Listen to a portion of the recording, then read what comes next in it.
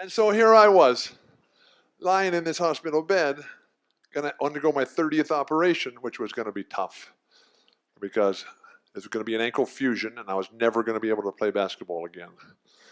Because in an ankle fusion, they take a big electric saw and they cut all the ends of the bones off in your foot and ankle, and they push this big, massive, bleeding ball of bone together.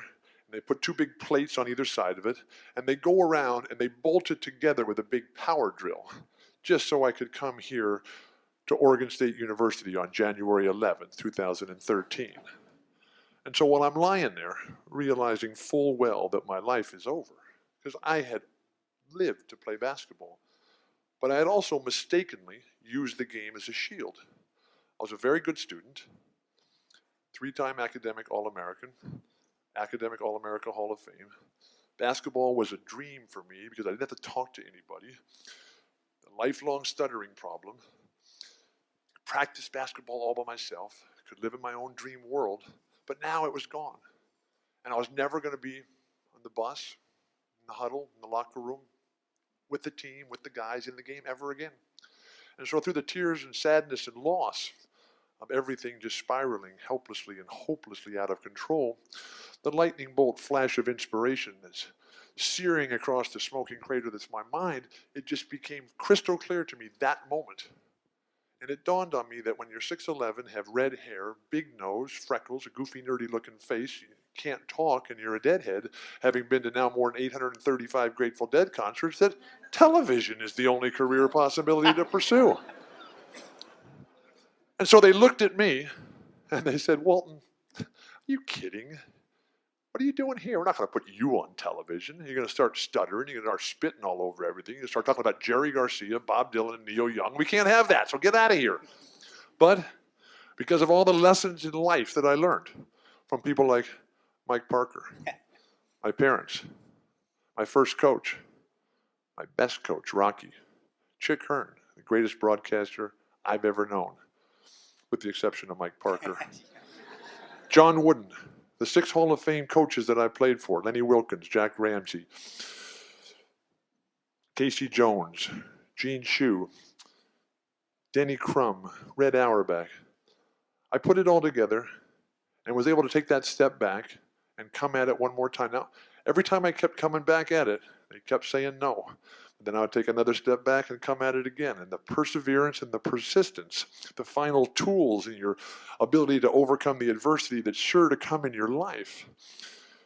I finally got my first chance to call a game. Made no difference to me that it was a CBA game on the radio from Bakersfield, California on Christmas Day for no pay, and the team and the entire league were folding the next day. But yeah, I was broadcasting. And then I got my first break. And there's not a person in this room, I don't care how old they are, how successful they are, whatever's happened to them, there's not a person in this room that can't look back in their life and they say, "You know what? I'm here today at this spot because of what someone else has done to help me." And their sacrifice and their selflessness to give me a chance. And I got that chance. I got a chance early on in my broadcasting career. In a career that people said, "No, that'll never happen." Walton talking on television? Are you kidding? But I got a chance to call a game early on with Dick Enberg. Dick Enberg, who just turned 78 2 days ago. And Dick and I are calling this game, and I am just terrified. It's a big game, huge, television, everything's fantastic. And I'm sitting on my stool, and I am nervous as can be, and just sweating profusely. I can't do this. It's just too hard. What am I going to say out there?